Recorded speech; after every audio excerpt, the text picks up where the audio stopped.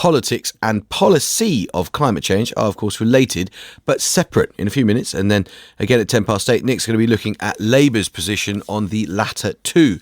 But for now, let's look to the science. Here are three facts. The first is this: the last 8 months have been the hottest ever recorded globally. Second, a new sea temperature has been recorded every single day since last April, though that has been affected by an El Nino. And third, for the first time, global average temperatures were more than 1.5 degrees above pre-industrial levels for a full 12-month period.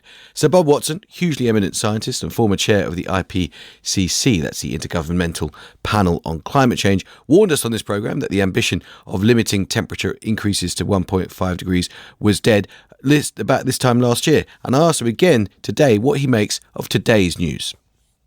Well, it's very concerning. What we're seeing is that the last 8 months, each month has been the hottest on record ever. And if you look over the last year, the global mean temperature is more than 1.5 degrees centigrade, higher than it was in pre-industrial era. This far exceeds anything that is acceptable. You said to us some time ago, you're one of the first senior figures in the world of climate science to say the 1.5 target would not be reached.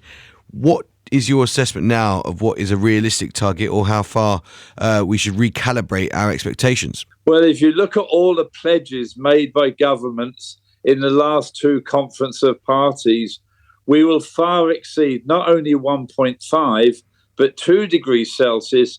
And the current pledges would almost certainly put us on a pathway of a warming of 2.5 to 3 degrees Celsius. What would a world in which 2.5 degrees or 3 degrees of warming was the norm, what would that mean for our listeners? Well, look what's happened this year with only a 1.5 degrees.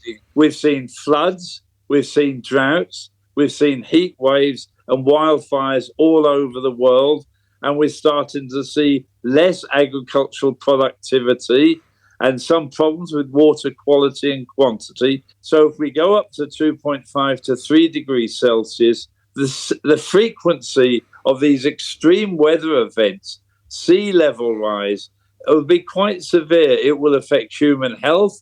It will affect food security, water security.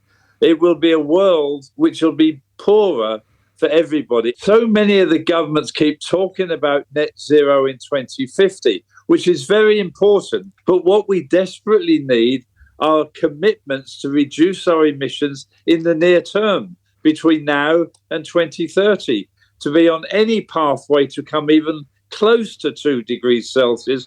We need a 50% reduction in emissions relative to today by 2030. And governments are just not focusing. A lot of governments, including the British government and a prospective Labour government, if they were to be elected later this year, say that Britain has made substantial progress. And then actually, if you look at Britain's track record on carbon reduction, it's gone pretty far. Yeah, there's no question the UK has done quite well to date, although the Climate Change Committee has said that the rhetoric is ahead of actions. And so the sort of actions of the Prime Minister to move back to 2035, the phase out of new petrol cars, is a mistake. The fact that Labour Party now seem to be moving away from the Green Fund, which is incredibly important so we can have clean production of energy and clean use of energy. Why is Labour's ditching of the £28 billion pledge such an error in your view? Well, we need to invest. We can't simply transition to a low-carbon economy. We need to invest in clean production, that is renewable energy primarily. We also need to have our buildings cleaner, our transportation system cleaner. So we need to produce clean energy and use that clean energy much more efficiently. Professor Robert Watson, very good to talk to you as ever. Thank you. Listening to that at 13